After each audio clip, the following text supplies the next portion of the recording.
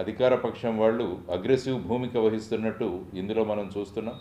కొన్ని ప్రాంతాల్లో అధికార పక్షం వాళ్ళు వెళ్ళి ఎలక్షన్ కమిషన్కి ప్రతిపక్షాల మీద తర్వాత పోలీసుల మీద కూడా కంప్లైంట్ ఇవ్వడం జరుగుతుంది.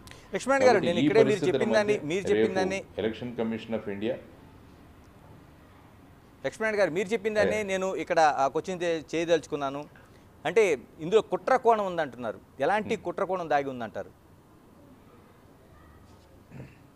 అంటే ఏమవుతుందంటే ఈ ఎలక్షన్ల రిజల్ట్స్ ఏమవుతాయో అన్నది ఒక భయాందోళనలో ఉన్నారు అందరూ. ఒక రకంగా ఏదైనా ఈ రాష్ట్రాన్ని ఈ విధమైన సంఘటనల ద్వారా ఈ రాష్ట్రం యొక్క ప్రతిమను, ఈ రాష్ట్రం యొక్క విశిష్ట స్థానాన్ని కూడా భంగపరిచే విధంగా ఎవరైనా చేస్తున్నారా? ముఖ్యంగా ఏంటంటే రాష్ట్రంలో మనం ఎలక్షన్ తర్వాత రిజల్ట్స్ ఏ విధంగా వస్తున్నాయి అన్నది కూడా రకరకాల సర్వేలు, రకరకాల రిపోర్ట్లు ఇస్తున్నాయి.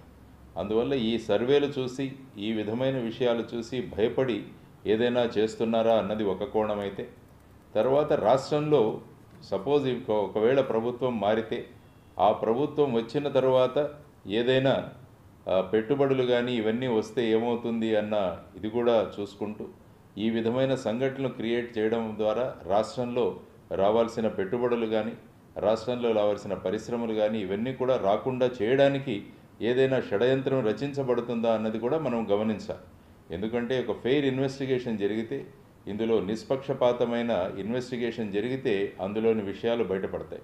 ఇంకో ముఖ్యమైన విషయం ఏంటంటే గవర్నర్ గారు కూడా ఇందులో అంటే 72 గంటలుగా ఈ సిచ్యువేషన్ గవర్నర్ గారు కూడా ఇందులో అవునండి. అంటే ఏం చేయమంటారు? అంటే ప్రధానంగా ఇప్పుడు ఇన్ని సిచ్యువేషన్ జరుగుతున్నప్పుడు ప్రధానంగా ఏం డిమాండ్ మీరు వినిపిస్తారు?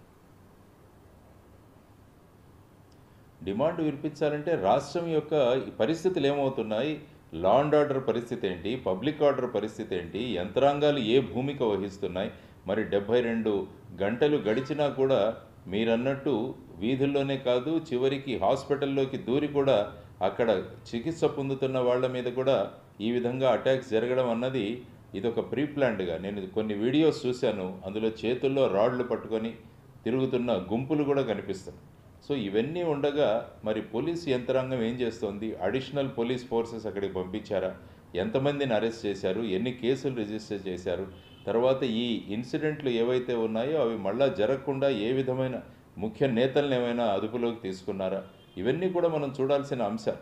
తర్వాత గవర్నర్ గారు ముఖ్యంగా ఉన్నారు.